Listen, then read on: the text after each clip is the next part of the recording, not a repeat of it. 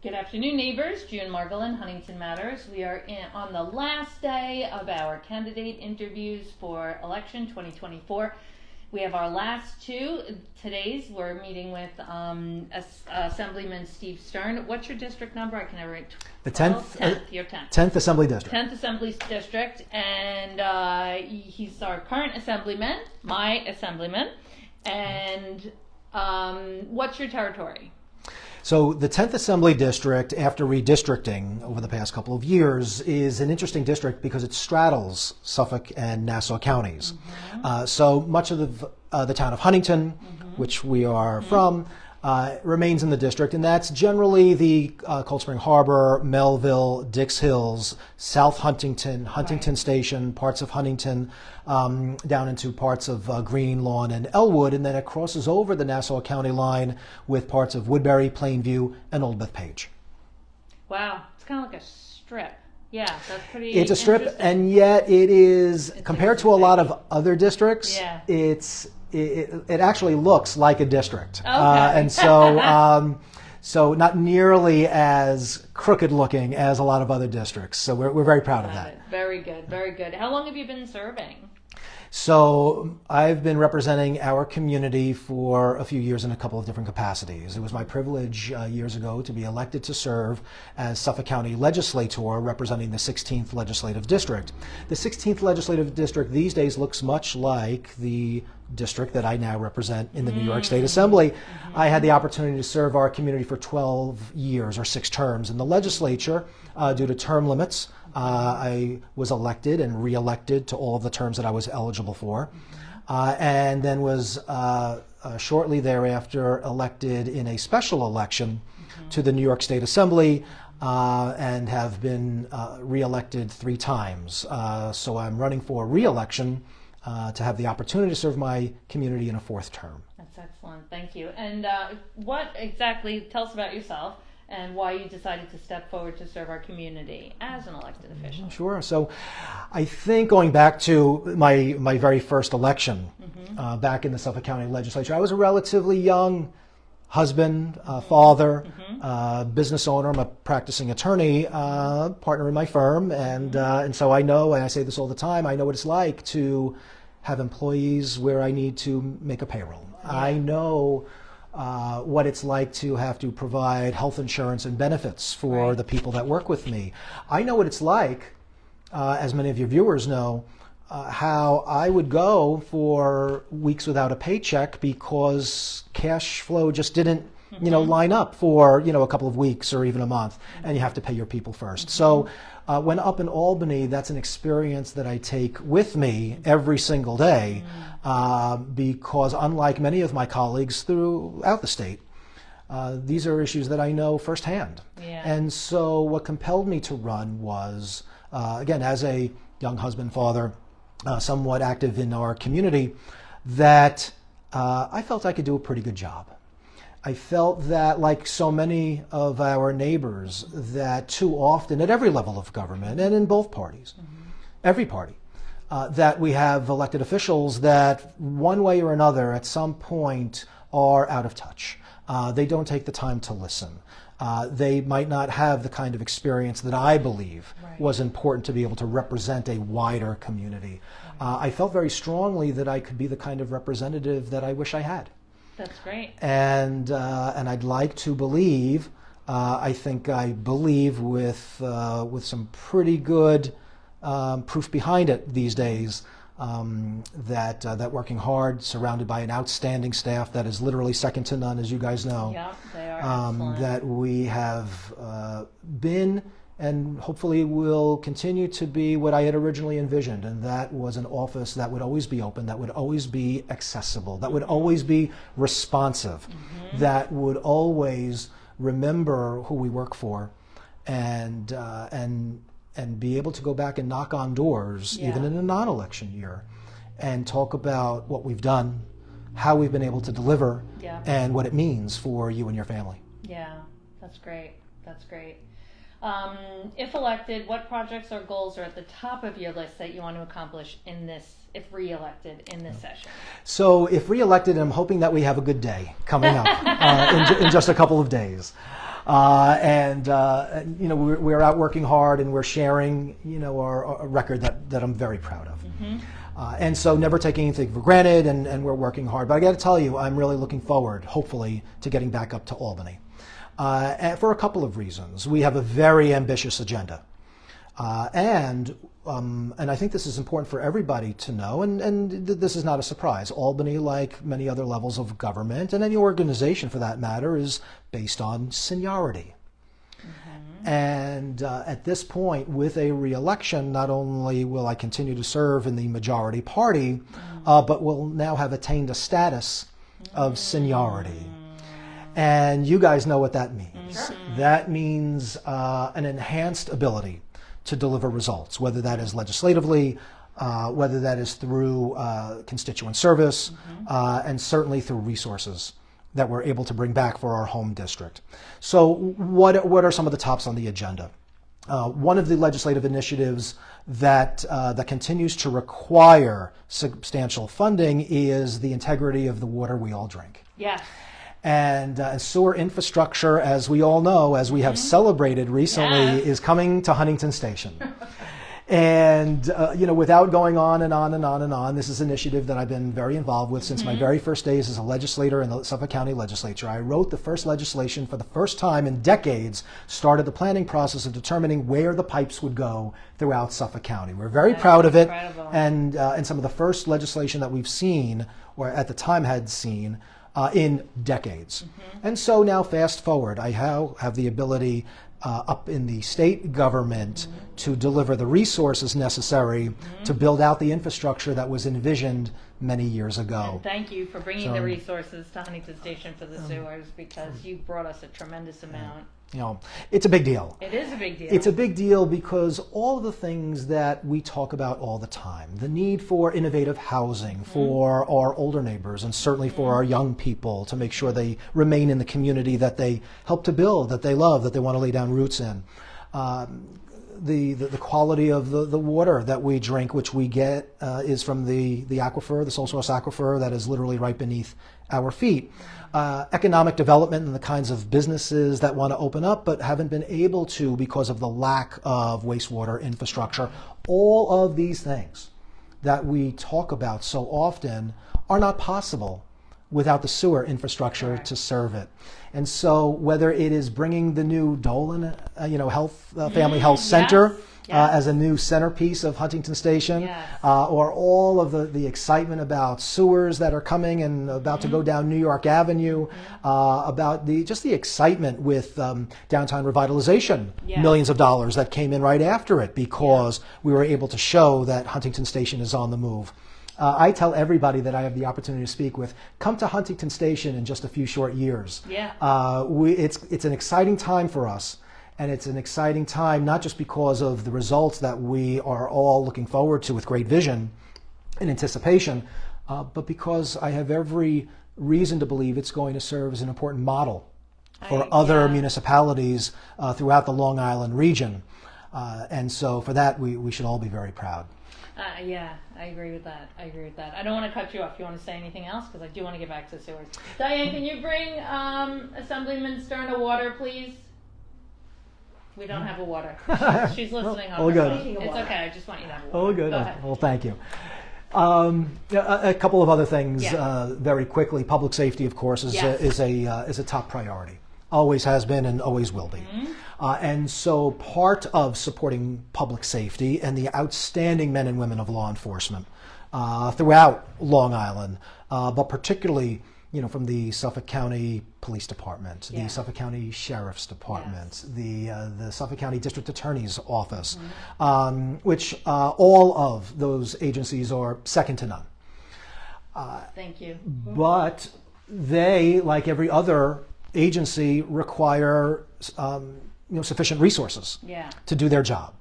And so for my entire tenure in the State Assembly, bringing back what is now several millions of dollars specifically for our law enforcement agencies is something that we're looking forward to continuing in an even more substantial way. Resources to provide the technology that our law enforcement now has and will continue to require going forward. License plate readers, I brought the money back for all of the cars in the 2nd precinct to be outfitted with license plate readers. ShotSpotter. The return of ShotSpotter was because of state funding that we were able to bring back. And it's working well. We get great feedback on it. It's working well. And so much of the technology that's utilized by our strategic law enforcement initiatives with the Suffolk County Police Department, the District Attorney's Office in prosecuting dangerous criminals and getting them off the street. Too. You guys make the laws that the district attorney has to use to process. It's very important. Absolutely, and we'll certainly discuss that. So continuing to not just talk about the importance of public safety, but to actually deliver results in supporting public safety that's important for all of us and our families is something that is a top priority. I'll give you one last one among many. We all know that Long Island does not get our fair share. Yes. We don't get our fair share from Albany. New York State does not get its fair share from the federal government to the tune of billions and billions of dollars. That's true. There are many reasons for that go beyond just this discussion. But one element that we have been able to identify and to quantify, most importantly, is the short change that we get on our transportation infrastructure dollars that we get from the federal government. I didn't expect you to say that. I thought And you would say something it else. is to the tune of billions and billions of dollars. And so I've had the great privilege of working with the Long Island Contractors Association and all of the outstanding leaders of labor throughout, and the business community as well, throughout Long Island, and identifying where and the reasons behind that. And what we've determined is that Long Island and the 3 million residents of Nassau and Suffolk County are placed into a region defined as the downstate region, along with New York City and Westchester and Rockland and some of the other upstate counties. And so we are not. And so in that region, as the dollars are being distributed, we are fighting for our lives in the shadow mostly of New York City. And the rest of the municipalities are left to basically fight over the scraps. That should be unacceptable to all of us. And so working with colleagues, stakeholders, my colleagues in the legislature, I've introduced legislation now that is live that would pull Long Island out of that downstate city-dominated region to make Long Island our own separate region for purposes of getting our fair share of infrastructure and transportation dollars. And has there been any other region that's done that in the state? There have been. Have there? And that is one of the reasons why I'm so optimistic, precedent. is because several of the upstate counties, they made the same argument. We're not like downstate. We're not like those guys. We love them. And so that's great. That is something that we are very, very excited about. It is literally a game changer for Long Island. Huge. And finally putting us at the table to have at least an opportunity to get our fair share. So that is going to be a top priority if I have the privilege of returning to Albany for a new session. And the dollars that would come for that would offset the increased funding that the Long Island Railroad needs, right? More than offset. Right. It so would. That it won't, like the MTA tax is hitting us when in fact we may not even need to pay it because the resources that we should be getting. We are pulling from here, a little from here to try and every single year cobble together just enough to make a Band-Aid to get us through to the next budget cycle. Correct, yeah. You cannot budget that way. You cannot treat a region that way, particularly a high-cost region like Long Island that certainly pays more than our fair share, without getting a value in return. That's what this is all about. And I'm optimistic because there is precedent, because this does not distinguish between party or level of government. We are all in it together. Right. And that at the end of the day, it is not a political issue, it is a data-driven issue. Yeah. You have a population, you have a number of miles of roadway, you have a topography and a geography that's a little bit different than maybe New York City. Right. And so you need different factors that go into determining what is a real-life fair share. And so we are very optimistic about the combined voice that we're going to be having in a coming term. And from a personal perspective, it really does fit in with what we've been advocating for so long, that we not only deserve but need our fair share.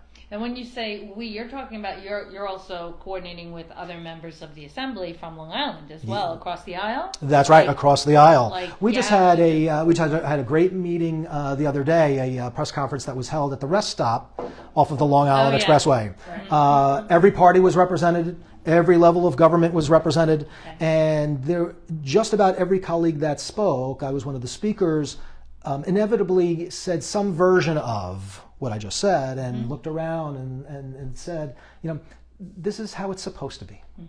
This is how it should be done. The government should work, yeah. This is how things get done. Yeah. And it serves as a model, and I had made this comment that is not only important for this issue, but name an issue. Yeah. Name an issue that's important to, all of us, certainly around this table. And that's the way you get things done. So in that sense, we are optimistic, but we're also excited because on Long Island anyway, we're showing how it can and should be done. That's great. That's great. All right. As we all know, Huntington Matters is a neighborhood watch going on 10 years now, and we have worked with you and your various positions when you're at the county and also now in the Assembly to address some of the needs that we have as a community in the area of crime and policing, and kind of just had so many conversations about it. So bail and discovery reform legislation, I know that this was a huge topic for many years. It's still ongoing. In your opinion, what is going right, and what, if any, changes do you think need to be made to the laws to make our communities safer, and what is your plan to make that happen? Sure. So because of so many years that have now gone by and ongoing conversation that we've had, we know that the first few moments of bail reform was a good idea. Right. And everybody agreed. Right. Because of examples that we had all heard about, where you had those that had committed low-level crimes that couldn't afford the $200 for bail, were sitting in jail before they had their opportunity to be proven innocent or guilty, and with a presumption of innocence, but sat in jail because they couldn't afford nominal bail. Right. Everybody of every party could sign on to that. Yeah. What very quickly changed was the process that the state legislature went through to enact bail reform. Now, let me just set the scene for you from a personal perspective. As I mentioned before, as you know, I won a special election in 2018. And when you win a special election, you get a call from the speaker saying, "Congratulations, Assemblyman-elect Stern. Pack your bag. You have to be up in Albany in 48 hours. And we're going to send you some briefings, because not only you're coming up for a tour, but you're coming up to start to vote, because these sessions are live. In 48 hours. And this is what you're walking into." One of the very first major votes that came before me was bail reform. And so I looked at the briefing materials, I saw ultimately what it was, and I had followed this issue for a little while because that had been the talk, was that there needed to be something done. Everybody across party lines agreed, and of course, and now I'm reading the language of the bill, and this is very different from what the positive intentions were initially. I can see it, you would be able to see it, it was pretty clear. One thing just leapt off the page to me, and that was a certain classification of burglary. All right. So low-level burglary. Now, burglary is usually determined by, the factors as to, what degree of burglary. Is there a weapon involved? Is there someone involved? Is there, property stolen involved? Whatever it might be. But at the end of the day, burglary is a breaking and entering into someone's home. It could be others, but into someone's home primarily. So I don't care what you're at for. Entering into somebody's home, to me, by definition, is inherently dangerous. Yes. And I don't really care about the rest of the definition that goes along with it for these purposes. Right. Inherently dangerous. And for me, that was compelling. Now remember, this is just the first couple of days that I'm up there. Yeah. I'm very excited to be there to represent my community. I'm faced with bail reform, and I voted against my party. Right. Voted in opposition to bail reform because it was problematic. Yeah. The reforms were enacted. Ultimately, we ended up where we are today. Now, there have been changes along the way. Back a little bit. So what I would say is that with each of the successive sessions, I have over a dozen rollback bills that I've authored just myself. Yeah.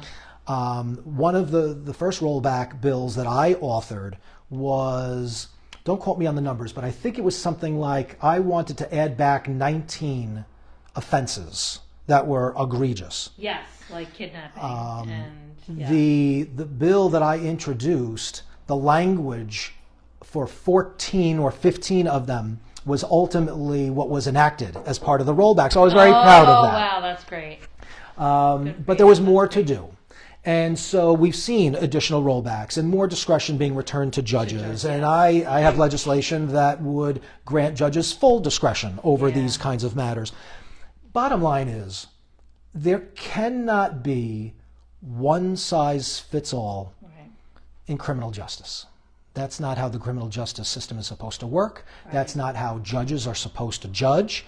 And that's not how the public is supposed to have the kind of confidence in the legal system that we should have, that we all deserve. Yeah. So the effort goes on to roll back a lot of those initiatives. Like I said, I have several of them pending myself. Yeah. And every cycle there's been movement on this as an issue, which I think is positive, but there's certainly a lot more work to go. I would end with this on bail. I actually have a bill that would require a much higher degree of transparency and accountability on the numbers. Yeah. Because to answer your question, what's going right, what's going wrong, there is nobody that can definitively say.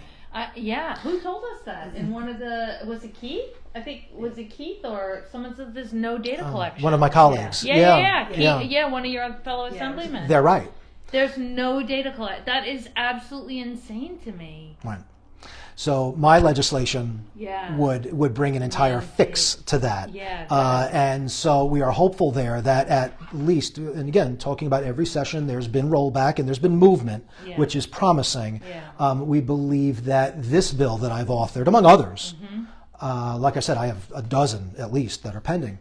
But we believe that this one should have some really good traction and support from colleagues throughout in the Assembly and the Senate, because who does not want the data to be able to make an informed decision? Yeah, exactly. Particularly when it comes to public safety. Exactly. So we have two similar ongoing issues in our town, which you know about, I know. Vape shops who are illegally selling vapes to minors and selling marijuana, which is against the law in the town of Huntington, because they opted out. And illicit foot spas providing prostitution services that are also, the establishments are also vehicles for human trafficking. So the police do, Second Precinct, Inspector Williams, he does very aggressive monthly checks and raids on these establishments, and I can count over the last 2 months, we know 4 vape shops have gone out, and probably just because of the continued pressure, and they were repeat offenders month after month. The police do use the laws currently in place, but more often than not, they reopen the next day. And in the case of the foot spas, they just relocate to another community, taking the girls with them. We need state laws with stricter penalties for these places. What ideas do you have to address these issues? Well, I mean, I couldn't agree more, and I think that certainly the penalties have to be more impactful, because right now the penalties, when caught, and they're caught often, it's just the cost of doing business. Correct. They take their product, and it costs them product. It's a little, not even a misdemeanor. It's like, here's a ticket. It's like a violation. And then the next day, boom, everything's back. It's part of their system. Yeah, it's a cost to do it. Like traffic tickets in New York City. If you're in construction, my husband's in construction. Every New York City job, they have a budget for the traffic tickets. Right. Because they have to double park to unload. But yeah, same thing. Yeah. But I'll tell you, it was this issue, like the traffic safety issue that we were talking about before, is also one of the issues why I originally voted no against, the creation of a marijuana industry. We're seeing that we still don't have the creation of a real marijuana industry, and yet all of these businesses, and the focus has been primarily on New York City, but it's happening out here as well. Yeah.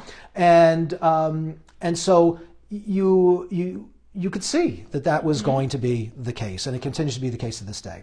So certainly, number one, it's a matter of enforcement, and our police department do that, but they have to have the tools to be able to do that.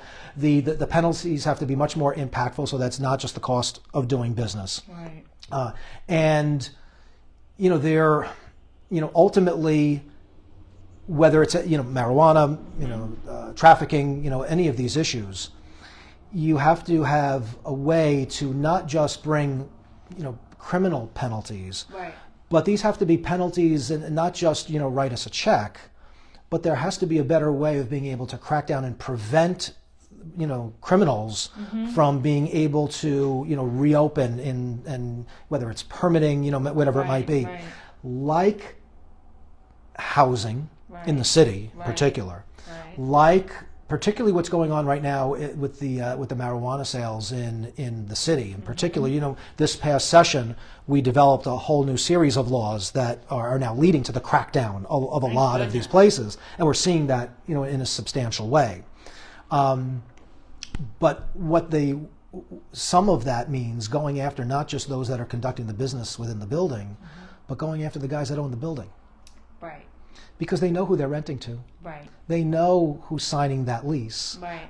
If they are a responsible property owner, they can see what's going on in the front window, or if the front window is blacked out, that's not a good sign either. Correct. So to what extent as a property owner, a commercial property owner, do I have and maintain in terms of responsibility to the community where I operate in conducting a business that complies with the law?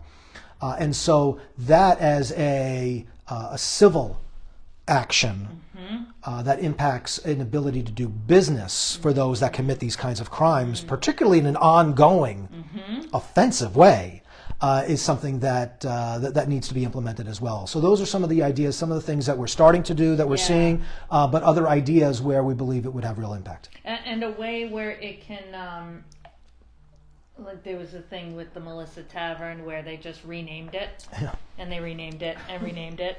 So something that will follow the person, that's whether right, it's the human being behind the business, and just put it in your wife's name, and then they're back open again.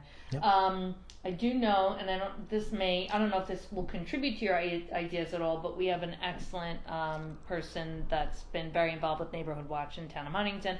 Business owner, had one of these foot spas next to her place, did a ton of research, and found that I think Babylon Town or Babylon Village has something where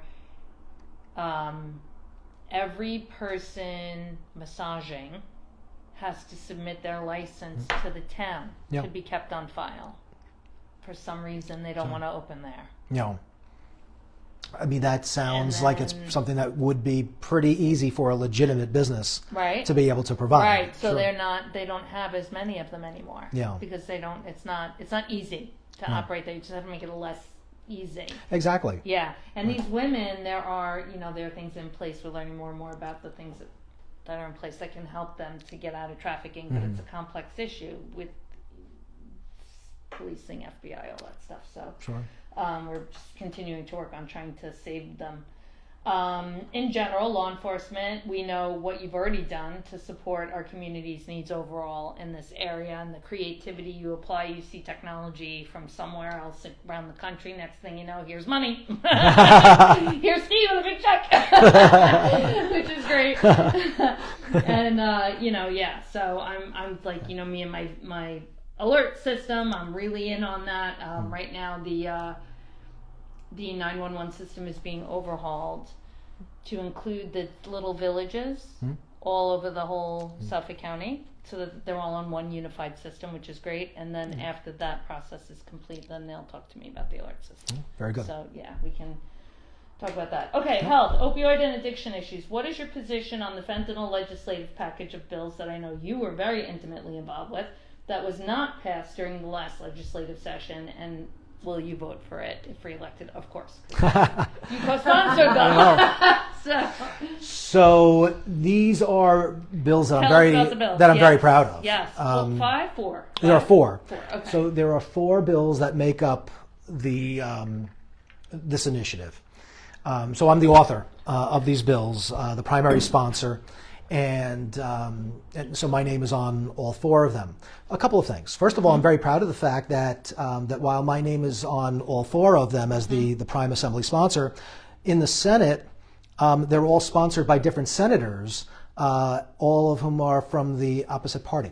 Oh, wow. And so same thing as we were talking about before with our infrastructure needs, we think it's an important message to send that these are issues that impact every single community, not just throughout all of Long Island, but all throughout New York State and the entire nation. Yeah. And this is something that we all care deeply about.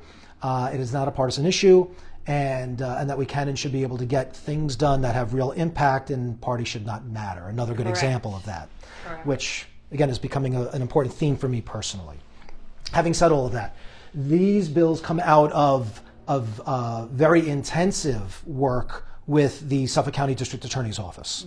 Ray Tierney and his outstanding team have just been phenomenal when it has come to supplying the data and the real-world examples and the language and taking best practices, perhaps from other jurisdictions across the country that are having success with these kinds of initiatives. And it's exactly the kind of process and progress you would hope to see in this kind of an effort. And so these are bills that are now being considered by both houses. I can tell you that in the off season, the top leadership staff from the Speaker's office has been in ongoing in-person meetings and ongoing dialogue with the Suffolk District Attorney's Office. Oh, good. So the action continues proactively in the off season when good things happen. That's great. And so we continue to work on language. We continue to work on making sure that everyone who is a stakeholder in this initiative has the opportunity to participate, the opportunity to be heard. That includes victims' families that leadership has met with the District Attorney's Office. That includes some of the outstanding leaders from the treatment community that are part of this discussion as well. Again, these are the kinds of things that you would hope happen, but rarely do. They rarely do, This is what's happening on these bills. So we continue to be very optimistic. It's critically important. I can tell you I'm having conversations with colleagues who many times I would be less inclined to agree with, particularly from certain regional areas of our great state. But in working with them on this initiative, they had said that, look, I'm in, and sign me up as a co-sponsor, because while I might have concerns about X, Y, or Z, this is impacting my neighbors as well. Yeah, absolutely. So an important opportunity for us to make real impact. And so it certainly is one of my top priorities, and one of the very top priorities should we have the privilege of going back to Albany after Election Day, because this matters. It really does. Do you want to do like a quick synopsis of the four bills, like what they mean? Like sure. So in no particular order, bill number one is the, we'll call it the death by dealer statute. And this is the one that primarily gives the district attorney the prosecutorial ability to bring criminals to justice, make it easier to make the case stick, and be able to deliver a punishment that fits the crime. So it would be murder. And so it would be a murder type of charge, which they cannot do at this point. And that becomes important for a lot of different reasons, not just in convicting and punishing a wrong, but giving prosecutors the ability to bring in others that might be involved in the crime and in those kinds of situations. So we think it's going to be very, very important. And by the way, I wish these were novel ideas. Yeah. They are not. Yeah. plenty of other parts of the country are doing Exactly. exactly this. Okay, great. And so we have, and again, the district attorney's office has been outstanding in being able to pull together some of the very best practices that have really made impact. So that's number one, the death by dealer statute. The second statute would be, the second proposal would be making all these offenses bail eligible, which they would not otherwise be. Correct. So if we are developing a death by dealer statute, we better have a bail statute to match. Go with it. Yeah. So that's that's the second one. The third one is more towards writing a. You can never right the wrong, but you can at least make impact for victims' families. Victim families, right. And so that would be the third one, which is making the victims' families of these types of crimes eligible for the Victims Survivors Compensation Fund, and treating these crimes as they are, which are murders, and there are survivors of murder victims, and their families are absolutely that. You cannot convince me otherwise, particularly having had the opportunity to spend time with so many families of victims. It's something that we strongly believe in. The last one is xylazine. Xylazine is not an opioid, but it is some really, really potent and bad stuff. And you've seen, some of the graphics. A couple of sprinkles can knock out a neighborhood. A chunk can kill, everybody on Long Island and then some. This is really dangerous stuff if utilized the wrong way. This is essentially, supposed to be used by the veterinary, as you know, for it's a horse tranquilizer. Livestock, So that's bad. It is. And what's really crazy is like the lengths that they're going to try even more creative ways to kill us, these dealers, really. I mean, like, let's try this. Let's try mixing it with this it's not a controlled substance right now. It is not. And so that's the issue, because, and that's the issue, is getting it scheduled and with a penalty that matches. And so, yes, we continue to work with the district attorney's office and leadership up in Albany in making the case. We believe that we have a great bill that goes to the substance of the issue, but also protects an industry. We're always about that. And so this, I think, really does strike the right balance. Will not care. The Veterinary Association that we work very closely with. Yeah, they don't care. No, they're in. Yeah, because it's nothing to them. They have a million things that are controlled, that are on this list. They have computer systems and programs that automatically filter it. They do all their reporting. They do the filing. So it just moves from here to here. On the back end for them, it literally, they have to store it now in a lockbox along with the ketamine, which is where it belongs, because it's also a horse tranquilizer. Exactly. The issue is, and by the way, half a step back, thankfully, overdose deaths are on the way down.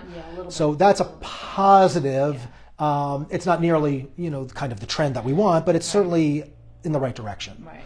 Xylazine and others like it are a problem because it's not an opioid. So a hit of Narcan is not helpful. And so Narcan, as you know, has been very helpful in stemming the tide somewhat. But going forward, and you could not have said it better, is what's next in them trying to kill us. And the ones that we love.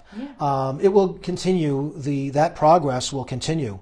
And so knowing that Narcan and those kinds of treatments are not going to be available the way they are now is something that should concern us all. And so what we do on xylazine here is particularly important, because it's not just about xylazine, it's about what's next as well.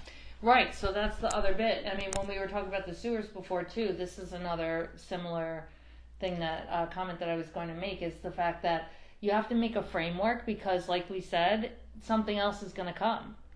It's always coming. They're always doing something to, they're always doing something to, so we need something where our law enforcement can act faster, where it doesn't take 3 years to get legislation, and have this legislation be a football that you're using. I mean, that's disgusting to me, is that this wasn't at the top of the list in the budget that was passed, but that this was kicked out at the last minute. It's like, what do you mean that this is a bargaining chip in legislation? This shouldn't be it, it has to be top first, foremost. But regarding the sewers, we collectively, the county, while we were at the county, you were working on it. Now you're at the Assembly, you brought funding, town of Huntington's all in. We have these sewers coming to Huntington Station, but part of the project actually lays a framework for future areas. That's right. Right? So, like, as long as all those projects can continue to add a little bit more to enhance so that the next layer can come up, easier.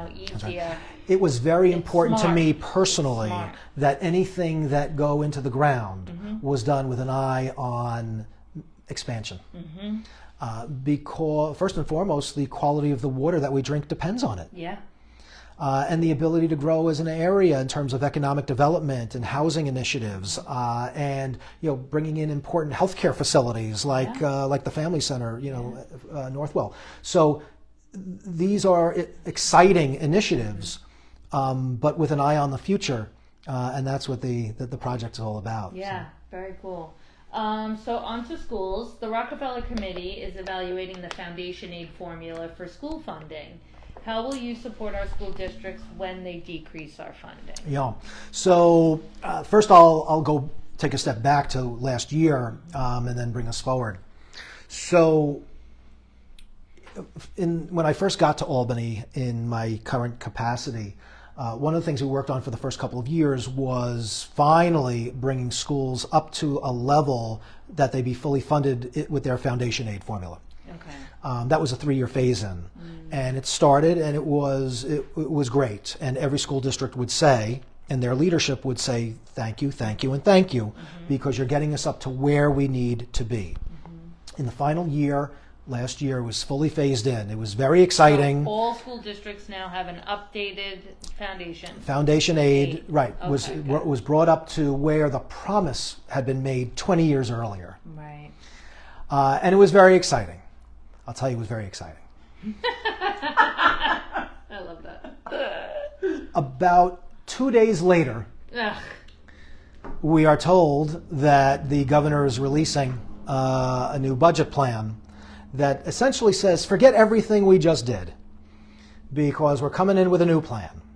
And some school districts might make out okay, other school districts not necessarily so. We're getting rid of this hold harmless provision that had been in there, which essentially said, look, in any given year, you might not actually, essentially get an increase, but you're not going to lose either. So each school district, for budgeting purposes, was able to go into the next budget cycle saying, okay, knowing they were going to get a base. we're going to get a base. It's something that we can count on. Right. By the way, and we all know this, just as a practical matter, that if you stay the same, you're actually going down. Right. But okay, that's for another day. Right. But at least the school districts were able to budget on that framework. Right. Under the governor's proposal, that was out. She wanted to throw out the entire foundation aid formula and replace it with something else. That's right. Okay, so Rockefeller Committee is looking at hers and the existing and going to give a report. They're going right. So what happened is that when we came back to Albany, we were faced with this tremendous challenge. Yeah. There were like-minded suburban, mostly representatives of both parties that said, absolutely not, that's entirely unacceptable, and the governor has and the administration has an awful lot of priorities, which I would love to discuss with you, but there's no way I'm even going in that room until we can fix this problem on education. And that's where we stood for several weeks until finally we were able to get an agreement from the administration that said, okay, for this year we'll go back to hold harmless and we'll reinstate all of the school districts and give you the time to kind of mull over what some of these proposals had been, and this time around, don't say that we didn't warn you, because, as I said earlier, it was really, out of nowhere. Yeah. Just when we had gotten to a point of getting to, fully funded. Yeah. So that is where we left off, and part of that agreement then was the administration saying, okay, as a part of this, détente for a year, we're going to bring in the Rockefeller Foundation, and we're going to commission them to do a study, and they're going to tell us, how we should proceed from here. Nobody knows what the Rockefeller Foundation is going to gonna come come up back with. with. Nobody knows if that is just going to be a rubber stamp for the governor's prior proposal. Nobody knows if the Rockefeller study is going to come back and say, keep hold harmless and let's work from there. Yeah. Nobody knows. But what I did just a couple of weeks ago is I convened a summit meeting that was hosted by our friends at the South Huntington School District. It was the superintendents and some board members from all of the Huntington school districts Good. Okay. to come together and talk about some what ifs. Right. Because while there is no concrete proposal, what if this was not included in a new formula? What if we lost this amount of funding? What if there was a percentage that is considered a drop in enrollment for formulaic purposes? And how would that hurt? And how would we be able to make up for that in some other ways? So it was really, I think, a very important meeting, number one, substantively, to hear from all of our professionals, but two, begin a dialogue, because too often what's good for one district is not necessarily good for another district, and it becomes very siloed. But I think in having everybody together at South Huntington, I think started the feel anyway that all of our school districts are going to be in this together. Yeah. And what's good for one is not going to be, It there shouldn't for be the this other. versus this It cannot be, no, not this yeah, time. No. So being proactive in that way, I think, was very important. So to answer your question, what am I doing going forward? That was an important first step. I am a tremendous supporter of our schools and the local control that is supposed to come with them. Yes. I'm a big believer in local control philosophically, Yeah. but particularly when it comes to our school districts, that decisions should be made by our locally elected school boards and the professional superintendents and outstanding staff that they employ, Yeah. and the teachers that are world class Yeah. on Long Island throughout. So, the school districts are the pride of our communities. They are. Teaching our children is our highest priority. We are all stakeholders in that to a large extent. Where the proposals come from, we're not yet sure. But I do know that with steps that I've taken locally, as well as how colleagues feel across the board, up and Right. down, about the education of our children, means that if this is going to be a proposal that looks anything like it did last time, we're in for a real battle. But at least this time we know. Yeah. Instead of showing up on day one, still basking in the accomplishment from 3 Yeah. years prior, Yeah. and being told forget everything that we just did because we're going in a different direction. That it was unacceptable then. It's going to be unacceptable now. And speaking with Waste of colleagues, resources too, not for nothing. I mean, 3 years of taxpayer fund. I'm sorry. Anyway. yeah. That's Well, my- we that's all my feel opinion. we all feel the same way. So so this is a very much to be continued. Yeah. But with an eye on the idea that this is something that we are prepared for, Yeah. a battle that we know we're in for, Yeah. and already, for me anyway, lining up the stakeholders that need to be proactive. That's great. That's great. All right. So, what is your position regarding the upcoming deadline and mandate for the electrification of school buses, and how will districts afford that change? How do you feel about that? Well, I would love to be able to limit the discussion to affordability, but we first have to touch on reality. We'll start with there. Right. Yeah. Reality is the top issue. Yeah. And while I do believe that moving towards electrification of buses and infrastructure and a greener, leaner, energy plan for Long Island and our country and around the world is important, I think that's the direction we need to go in. That it have to be done in a way that works. There has to be a smarter transition.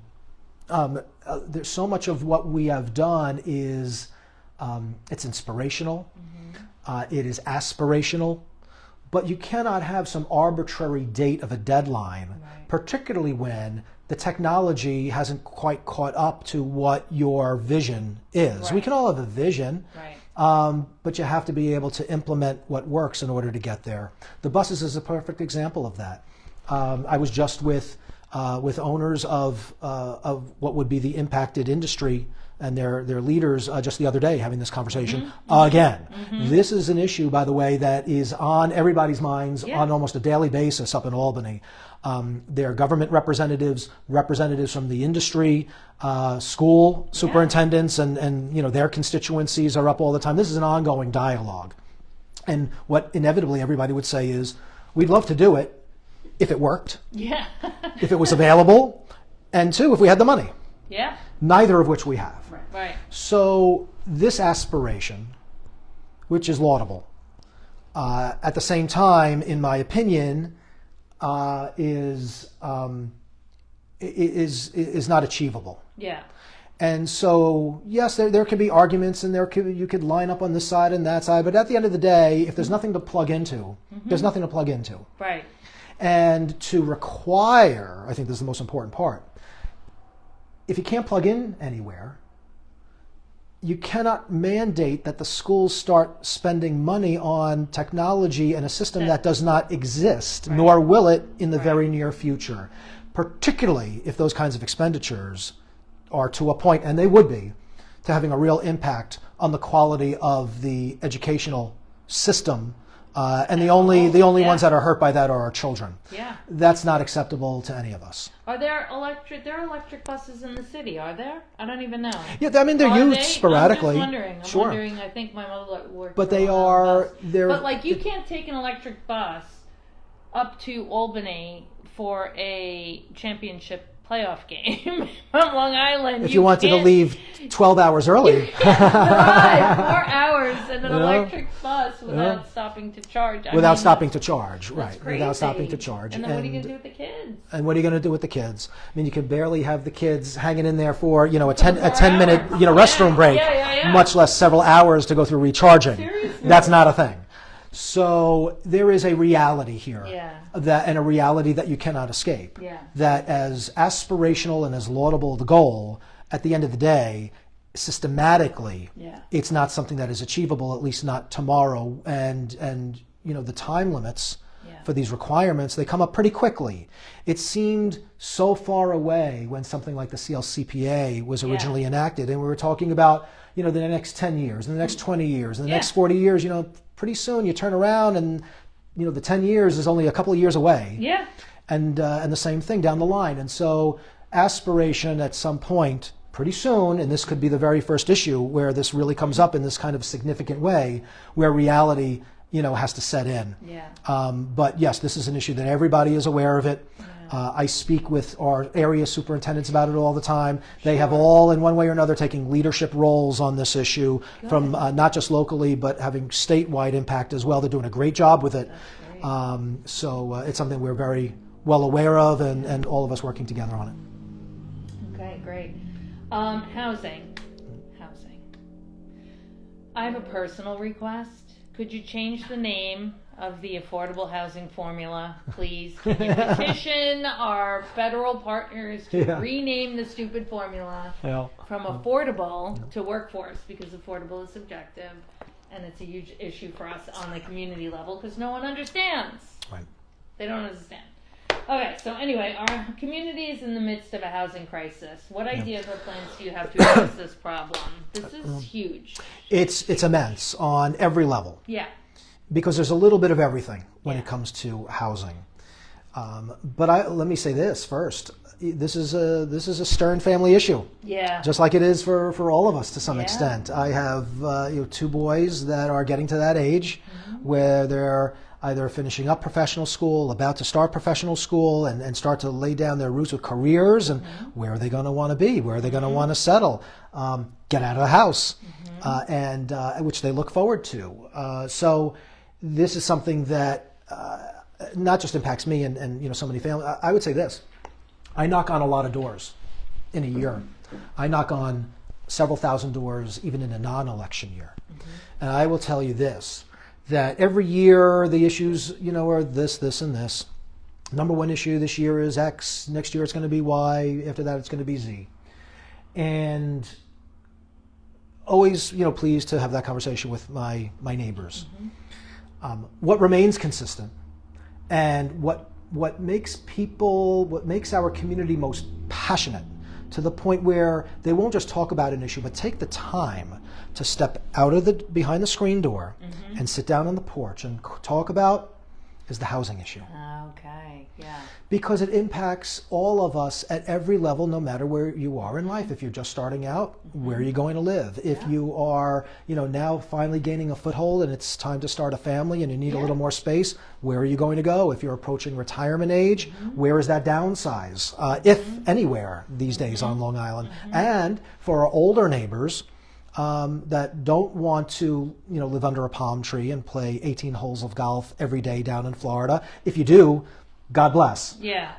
But we know this, that not everybody is moving out of New York State because of that lifestyle. Too many, particularly of our older neighbors, are moving out because they simply can't afford to be here. Can't afford it, yeah.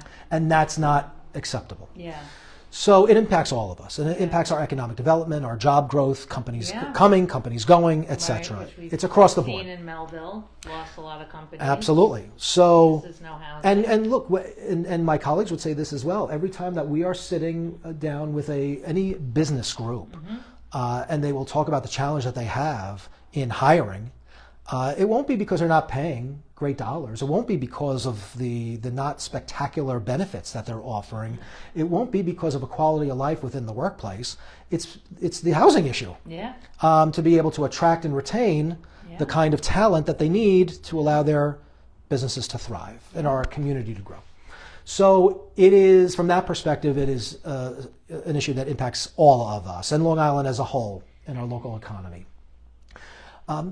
Simply the cost of land is just too much. Yeah. And so, whether you are fond of developers or not, there's a dollar that's mixed into this formula, and where you can build, and the difficulty getting the permits, the difficulty in going through the environmental impact process, the red tape that is involved in development of any type on Long Island is a challenge to the industry that provides the service. That has to change first and foremost. And so the governor, when we fought back the mandates of a couple of years ago, which I was very proud to be a part of, because again, I'm a big believer in local control. The governor switched from a mandate-driven policy to an incentive-based policy. Which One is of those far better. We love incentives. Far better. But mandates, particularly from New York State at the state level, is something that I am very suspicious of. So local control won the day that day. Great. And so one of the incentives was the ability of municipalities to become, pro-housing certified communities. And what does that mean? This might be a community that believes in this kind of housing development and these initiatives that could be innovative and right place, right time, right kind of housing, right community. The developers that want, which it would. That are like, oh great, this community will work with us and we'll go up after. So a community like Huntington that has a demonstrated commitment to TOD, right, transit-oriented development around the train stations. That is something that has worked. It has worked from a permissive standpoint. It has worked from a community-based standpoint. This is a type of housing that the Huntington community has signed on to, and that's great. So how can we incentivize more of that? One of the ideas here was from the governor was to allow a municipality to become a pro-housing certified community. And what does that mean? That means, look, if we're going to be committed to, expanding this kind of, say, TOD around the train stations, that would open up additional funding opportunities at the state level, like additional infrastructure, additional public safety initiatives, the kinds of things that make a community that would, number one, make it more affordable for a developer to build and make it a better community, a better product at the end of the day. That's great. Municipalities have come back saying it's extremely difficult, if not impossible, to go through the process of qualifying as a pro-housing community. I can chuckle about it, but that's not good. Yeah, and so, kind of classic government too. Isn't it? Isn't it? So what I've heard is that the mayor of the village of Patchogue, Paul Pontieri, who is one of the true pioneers when it comes to TOD in particular, when he says that it's extremely difficult, if not impossible, for the village of Patchogue to go through this initiative and get this certification. You got to stop and you have to listen, because if he's saying that, you can only imagine what the other supervisors and mayors are saying. So it begins with making this a much easier process and cutting through that red tape and perhaps coming up with an entirely different system, because if you're going to be pro-housing for a community that wants to be pro-housing in a particular way, you're going to have to make the process easier. But then we have to take it further, and it goes back to the high cost of land. And so you have to look at land where, again, in the case of Huntington, there's land that is state-owned, that is right there, right in the middle of areas that are already developed or slated for development as part of a wider plan, that is state-owned property that's not otherwise being utilized. It's the most extreme northwest corner of the LIRR parking lot. Right. You mean, north, west. Okay, so next to the first aid squad. Yes, and even further. Correct. The piece of property that was slated to possibly maybe become a hotel. Correct. So, and beyond that, what about the south side? Because there's that whole strip. Well, that I think is owned by the town of Huntington. Different, right? exactly. That's the town. Yeah, that's the big giant one. So this one is state-owned. Yeah. And state-owned property. Did I or did I not mention that? Well, that was the artist. Yeah, that was. Area. Yeah, don't even get me going on that. Yeah. Which that's another day. Yeah. At this point, is nothing. Is a done deal. So that's not happening. No land transfer in the future. If there is a possibility of development that fits in with everything else that's going on in the area, in a part of town that, as a community, everybody has already signed on to the idea of housing, nothing's being knocked down, nothing's nothing else is being changed for any other purpose. Nobody's even parking there. Nobody even parks there. Exactly. Now, if you could say that it was overflow parking for the LIRR every morning, it would be a very different story. But I haven't seen a car parked there in quite some time. So everybody understands that if this is where we want housing to go, if this is where it could be made more affordable, more attainable for our young people, for our older neighbors, for people like me who ultimately want to remain, and die in the town of Huntington, but maybe not necessarily in a single-family house, but in the middle of town. So it's an example of where the state can and should play a role in making that kind of property more readily available to those that want to develop in a way that fits in directly with what else is going on in the area. So it would be like a state. Your idea would be like a state incentive for a developer, because it would have to tie in with the town too. Well, it would, so and so clear the town stuff. Well, my legislation would allow the state from keeping it so strictly held for nothing.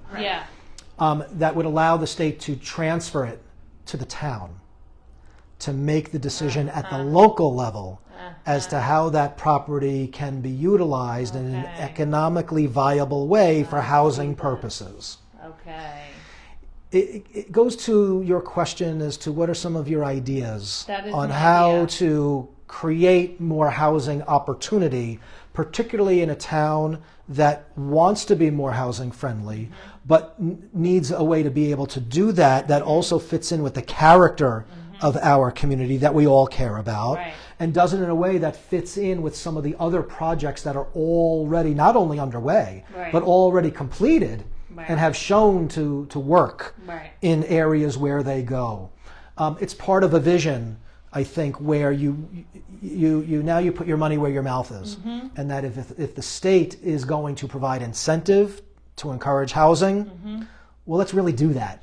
So is this bill specifically for our property, or you're putting this bill in as a general statewide? Yeah. You have the opportunity, any municipality. Of general applicability. Across the state. Two birds, one stone. Well, actually, Governor did say she wanted 5,000 birds, one stone.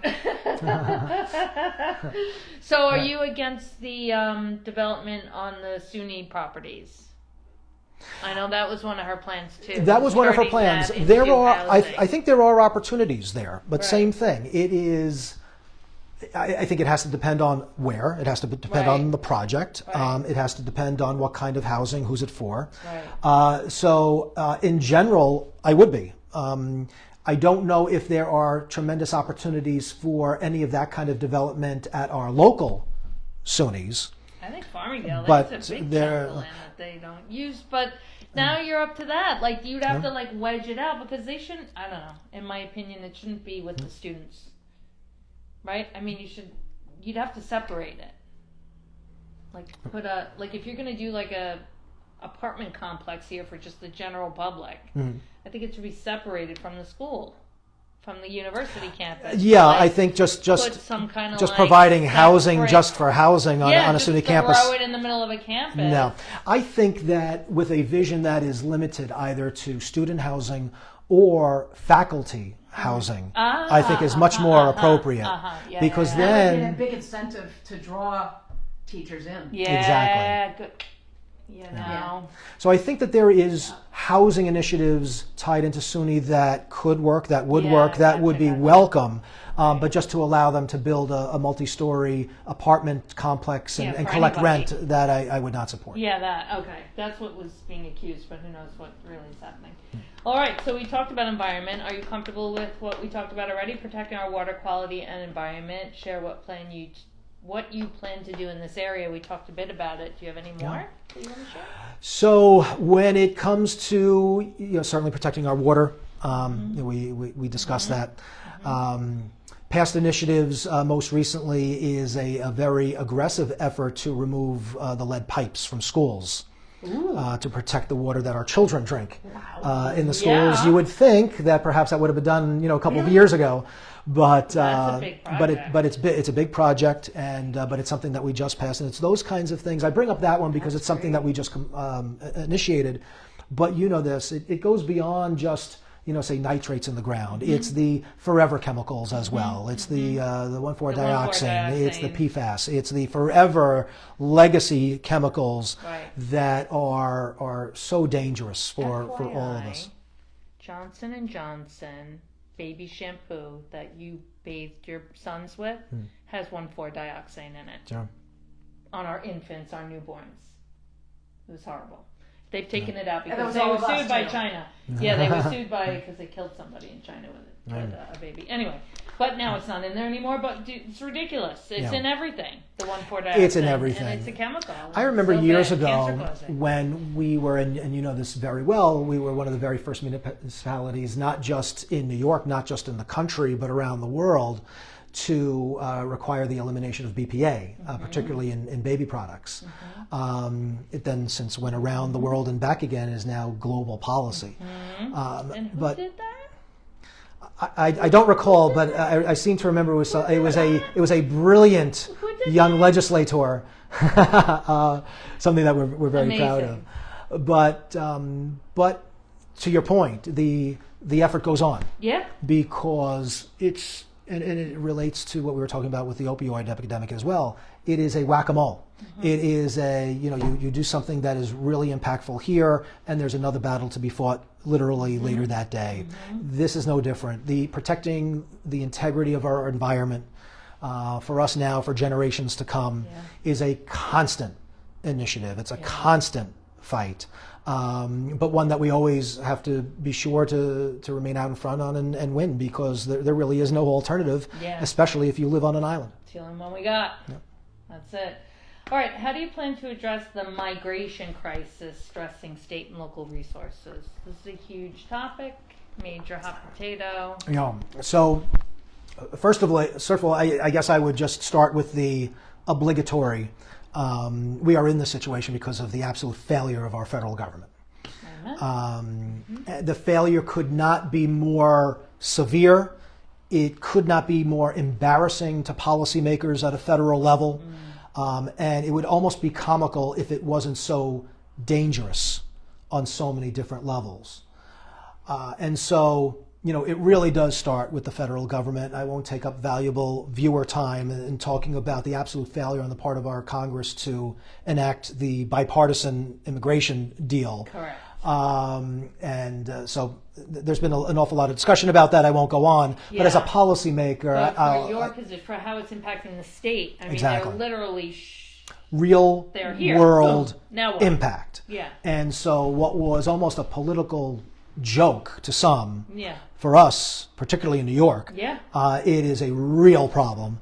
And with no hope in sight, if you have men and women in Washington that completely disregard their responsibility to the public that they serve and to our great nation as a whole, shame on them. And so we are left with it. So a lot of initiatives, particularly through New York City, and then the mayor did whatever the mayor did. But there was, but what concerns me, and it goes to your point, is the stress that it places on our resources. And so billions of dollars at the state level were allocated for this purpose in caring for the migrants. I voted against that initiative, against my party, for two reasons. One, because I can do the math. And I also understand how I work so hard to bring resources back for our community, to try and, bring back at least some portion of our fair share to meet our priorities. This number, this past budget cycle, was a number that would have gone quite far for our local communities in helping to meet some of our priorities. When you see the dollars that we don't have, and you can come up with real world examples of what we could have done with it. I see that very, very clearly. I voted no for that reason. I also voted no because there was no way that I was going to be a part of supporting a multi-billion-dollar initiative in dropping what is essentially a blank check in the hands of New York City to deal with this kind of an issue without any transparency, without any accountability.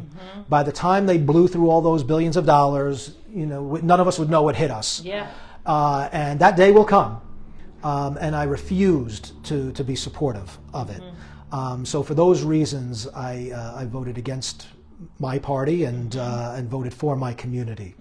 And so what are the ideas? The ideas, number one, are all of us, I think, have a role to play in continuing to not just suggest, but to pressure our federal representatives in getting something like what they had come up with done.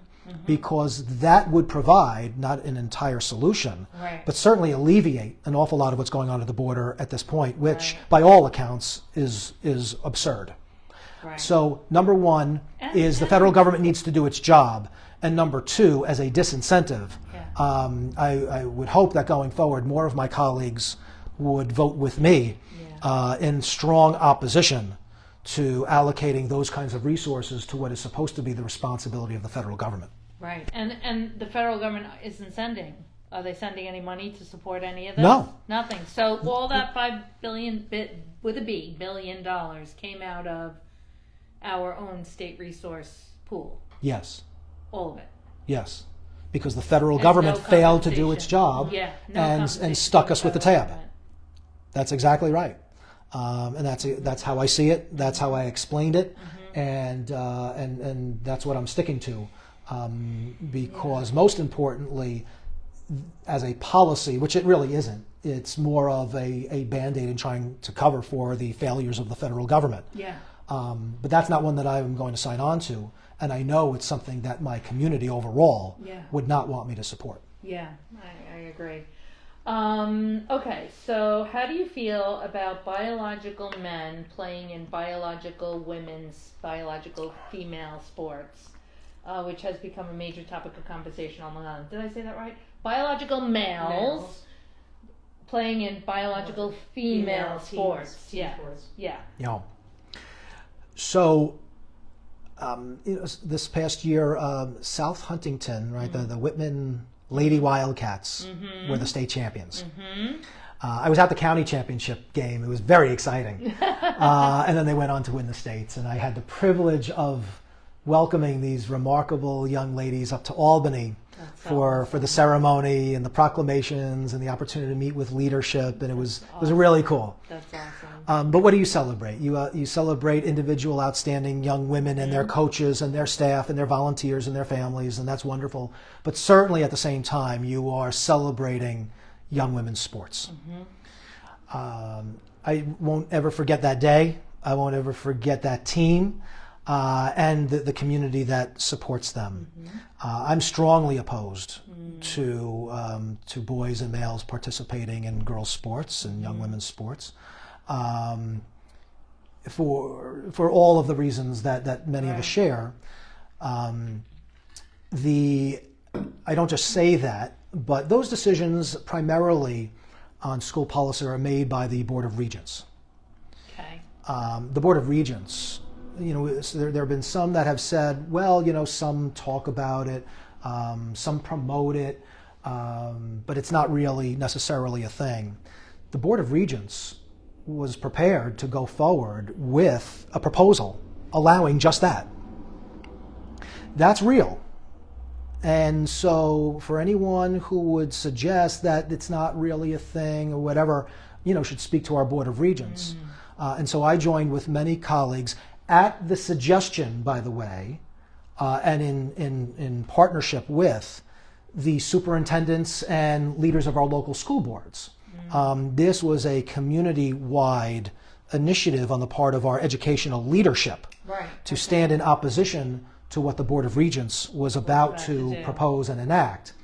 And so I signed on with my colleagues in strong opposition to the point where the Board of Regents pulled their proposal. And so we're proud of that. And so that's my position on it. Okay. And again, not just a position to state a position, but the action that I took, which was impactful. You. Yeah, thank you. All right, the last question is there any question or topic that we missed that you would like to discuss? But I have, one thing is for me, one thing we've asked everybody, just touched on it as it's related to the sports issue. But my other question has to do with the squatting legislation that we talked about and that the state enacted, where now if there's a squatter in a property that does not have a lease and that has no right to be there, the police can then go in and remove them. So there seems to be some confusion at the police level because they're not really doing that. No. Like at all? No. Because I don't think they know how. Does that make sense? Well, it makes perfect sense. I can none tell you of them why. are doing it. Yeah. Like they're like, we haven't heard anything from the top yet. Meaning that like the upper leadership of the police department with, here's the new protocol in your manual of how to police. Right. It's not there yet, and they're like, so. It's mostly because there isn't one. Okay. So what, being well aware of the issue.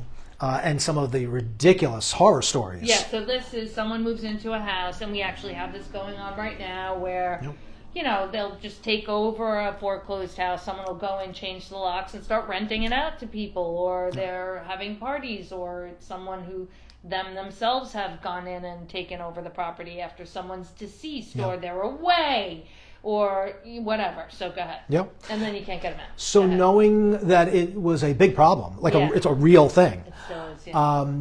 So Senator Matera and I wrote and initiated, again, 4 bills that go directly to this issue. Okay.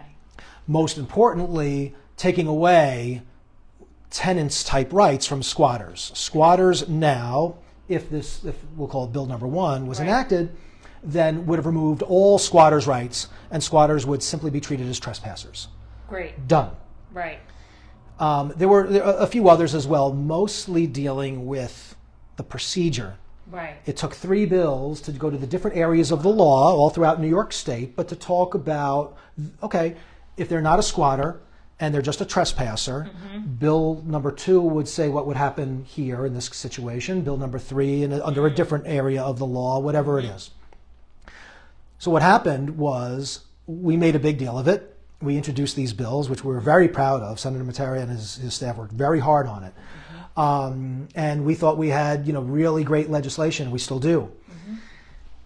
As a part of the budget process, the administration, the governor's people, took bill number 1 and essentially rolled it in to the budget, basically without the other 3. Oh my, that's why I'm like, yay, it passed, but wait, what? That is what we're looking at right now. So we took away the rights Yeah. without the procedure Exactly to your point, Yeah. the law enforcement doesn't know what to do. Right. Why? Because the other 3 bills are still sitting over here that they Right. didn't roll into the budget. And I felt so bad because the second, we're on some of us are on the precinct level advisory board for Suffolk County Police Department, which is each precinct has their own and they're members of the community that are selected to serve on this board. So another PLAB, I think it was in June, had a whole topic. Their topic of their quarterly meeting was squatting. Yeah. And they came in, and the police department and the experts told them everything about what it's always been, which is you have to go to landlord-tenant court, and there's really nothing you can do, and blah, blah, blah, blah, blah. And then he talks to us, and I'm like, wait a minute, no, there's just something passed by me. What do you mean? They didn't mention that? I'm like, it was passed 2 months ago. I don't know why the police aren't telling you that they can actually take them out now. And he's like, well, now everything is like, like so all the information they gave. Is it real? Isn't it real? Like, there's this, what's going on? And I'm like, it puts everybody in a bad position, not having the It does. guidelines. And it's very frustrating as a it's policy also maker because we had thought all of that through very well right. and worked with council, Yeah. a number of hours, and again, in great cooperation with Senator Matera and his staff. Across the aisle. And exactly, and a good example of real, world issue and impact. And so that's the answer to your question as to the why. So certainly there is This more work to session. do. Yeah. Whether they are the 3 bills that ultimately pass that give us the procedure, Right. we are very hopeful. Whether there is implementation of regulation that maybe local municipalities have to follow, but to still have some flexibility on implementing what works for them. Right. Because Suffolk County might operate very differently than Yeah. some other state, some other county, some other municipality. So True. so I like flexibility. Again, I'm a big proponent of local control, and if it works here, maybe it works here, maybe it doesn't. But certainly more work to do as far as the implementation of the process that needs to be followed. But that's the answer to the question. Very good. But we All were right, very that- proud of the I haven't substance. gotten- I haven't and now gotten to talk to you since then, and I was like, I asked Steve about that. yeah. Okay, and then the last other thing that's kind of tied to the sports situation is the conversation about propositions on the back of the ballot, which we took off. We had it on here, and we were going to have this whole big thing, but ultimately it's not relevant to the candidates themselves, like what you're running for right now, your position, all that stuff. No purview over the propositions. Propositions is a public vote. Sure. But it's become a humongous political discussion that we can't ignore because it's hitting us in our community as well. So Proposition 2, first of all, is a local county one. It has to do with the water quality and increase in sales tax 1/8%. Yep. That'll be matched by another municipality, and then it will be earmarked only for sewer and water quality issues. So that's different. Proposition 1 has to do with adding certain language to the New York State Constitution, right? Yes. That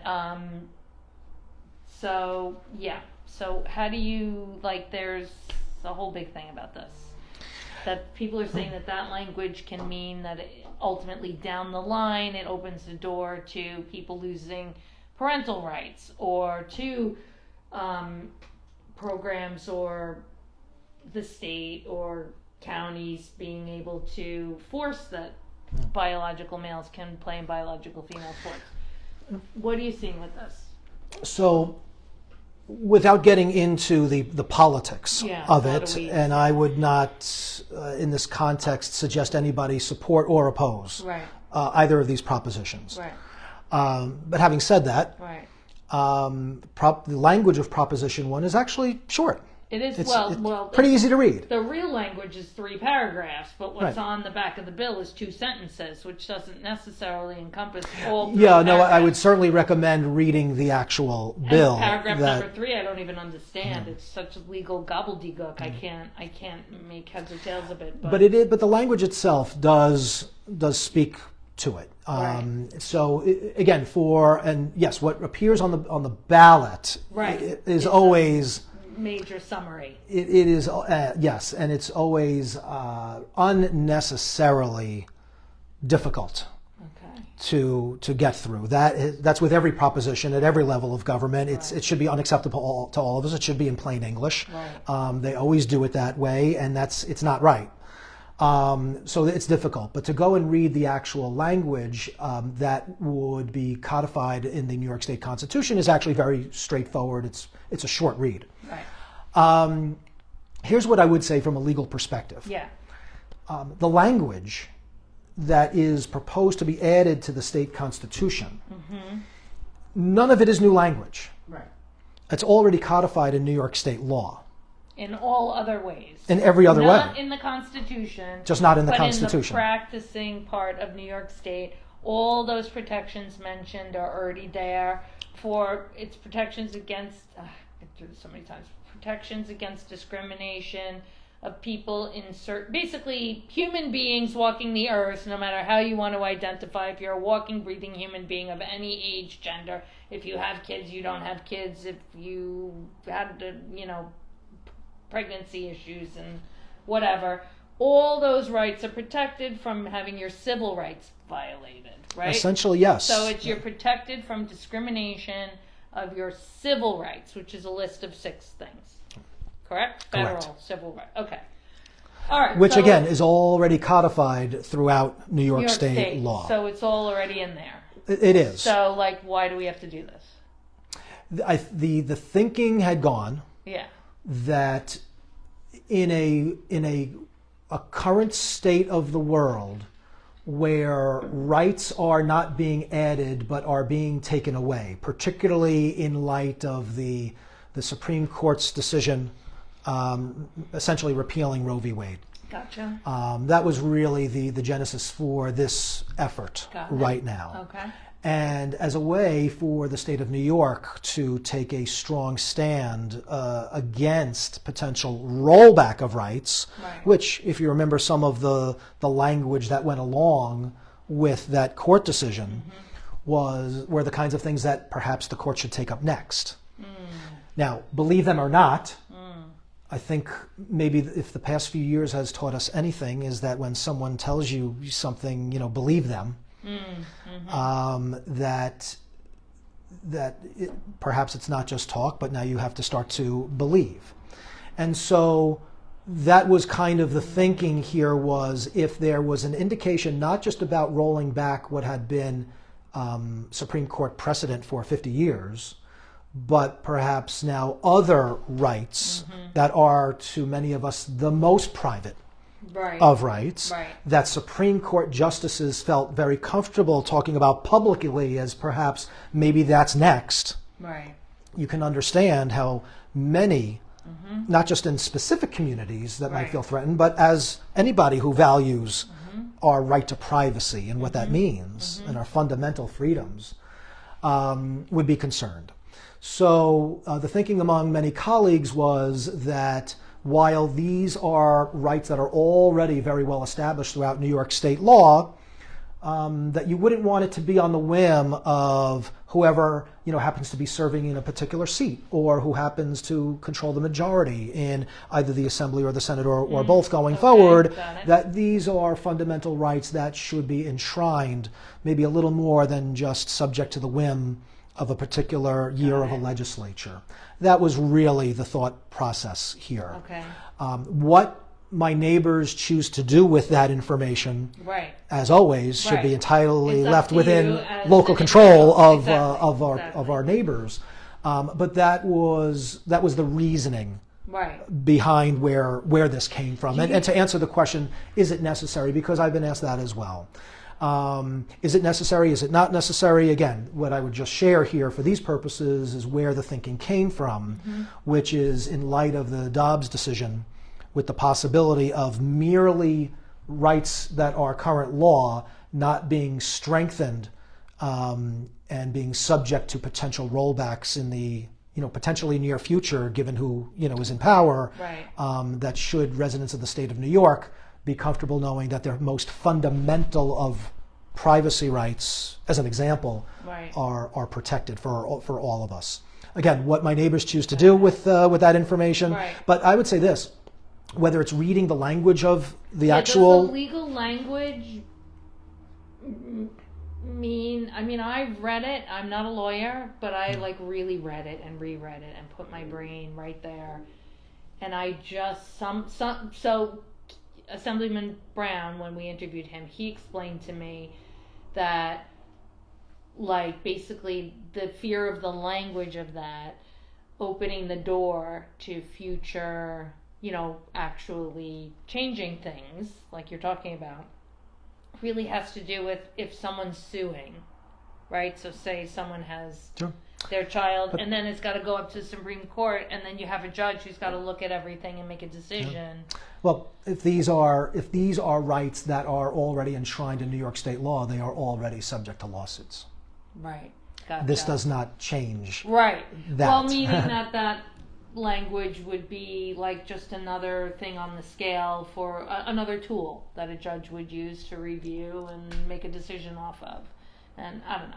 That's all I got. All right, that's all I got. So there you go. Vote for yourself, whatever you want. Yeah, look, that's by the Turn way. your ballot over, pick something. By the way, here's what I would say. It's important. Is that 'Cause you're a lawyer. referendums are important. Yeah. Referendums are, should be what it's all about. Right. There is a proposal that has been put in front of, our citizens. Mm-hmm. That's where ultimately the decision-making authority should be. This is a perfect example of that. Population. But there's a lot of information on this out there. Yeah.